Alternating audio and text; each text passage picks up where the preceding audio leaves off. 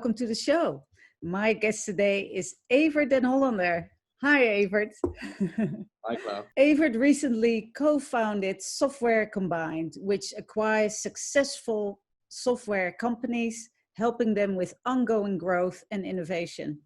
As the investment director, Evert draws on his broad experience, having acquired over $10 billion worth of assets and businesses from Macquarie Bank in the last 10 years, and he has run their commercial vehicle finance businesses in the US. Evert is known for his sharp business sense and humor, and is much loved by his team, peers, and clients alike for his highly engaging leadership. What you might not know about him is that he is an avid sailor, golfer, and skier, and loves to travel off the beaten track, which is a wonderful life philosophy, Evert. To get to know you even better, I have some quick questions for you. What is something you cannot live without?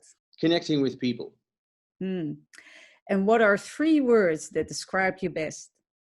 Cheerful, diligent, and action-oriented. So true.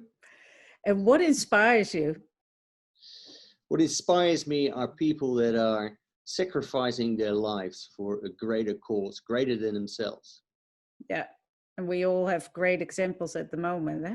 I think so. What is the best advice you ever got? Count your blessings. Be grateful. Yeah, I love that one. And what's your hidden talent? Acting. Oh, can't wait to hear what is acting and what is real. Okay, what is your take on adaptability, and where do you see the biggest opportunity to adapt? I think that's a very interesting question in this time of COVID, where there is a lot of change. I think is adapting, and adaptability is a means of survival. If you don't adapt, you can't survive. Now, the speed of how quickly you can adapt determines whether you just survive or you're able to thrive. So speed is an essential element, and that's what I think. And if I look at my organization and the opportunity that we have in our organization,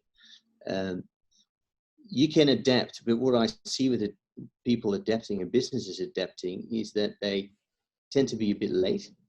So something disastrous must happen before they start adapting. For example, a business starts losing its clients, and then when it starts losing its clients,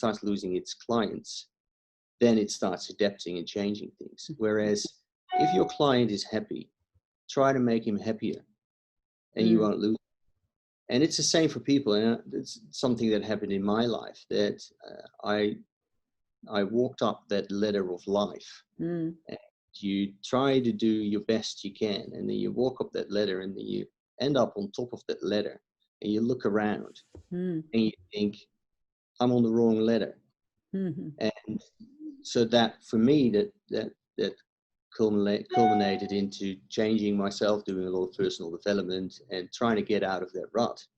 Whereas I should have continually changed and looked at signs for, I might be able to do this better than just continuing and doing what I was doing, and then finally getting stuck in a rut. And I think the challenge and the opportunity is to bring and build that culture in a team where people are constantly looking for that change and looking for that adaptability and the adaptation. Yeah. And going from surviving to thriving, which is really great. Yes, and also speed is essential, and especially in times of pressure, how do you ensure strategic thinking is still prioritized? Well, we have a business that is starting up, and with my business partners, we get together very regularly, every week, where we sit down and look at the things that we do. How do we do them? Do we do them well enough? How can we improve them?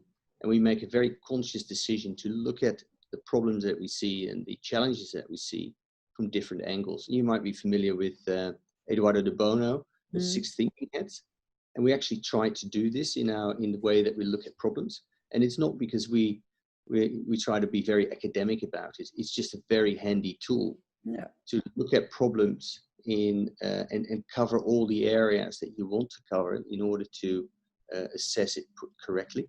So it's the emotional, it's the fact checking, it's the looking at from all the critical side, we're looking at it from a positive side, and then it is a framework that sort of takes all the stress away, because it is, you just walk through it methodology, through a method, and you walk through it without having to be or without being distracted by stress. So it works very well for us. Yeah, sounds great. What is your take on keeping up with leadership and industry developments? Well, I have the quarterly magazines and the monthly magazines that I read. Yeah. The ones that you're probably familiar with, like the Harvard Business Review.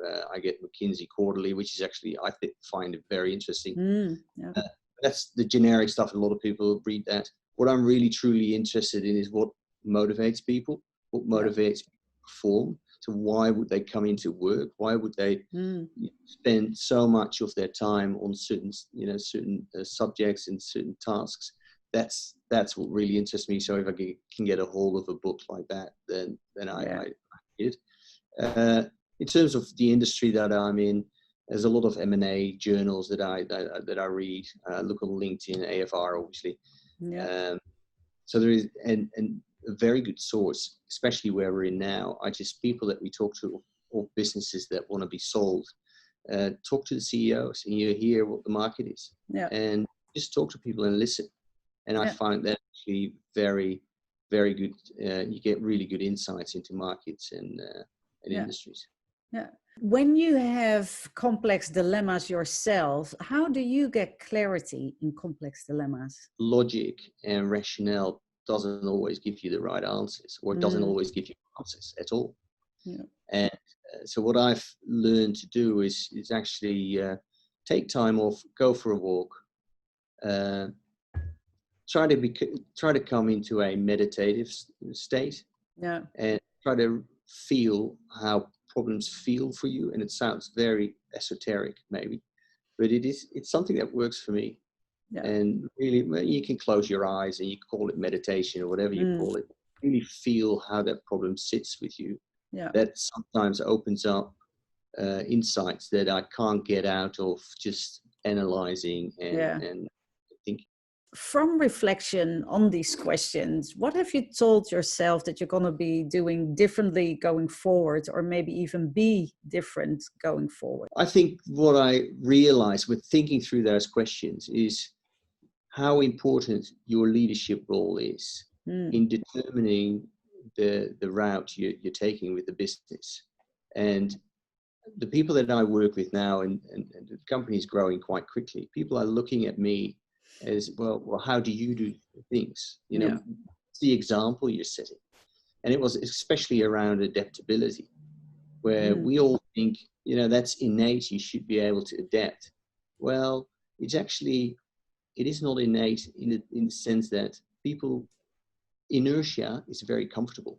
And it's a short-term comfort, but it is comfortable. So people don't really adapt that quickly, because it's, everything will stay the same. Well, the only thing that stays the same is that everything changes.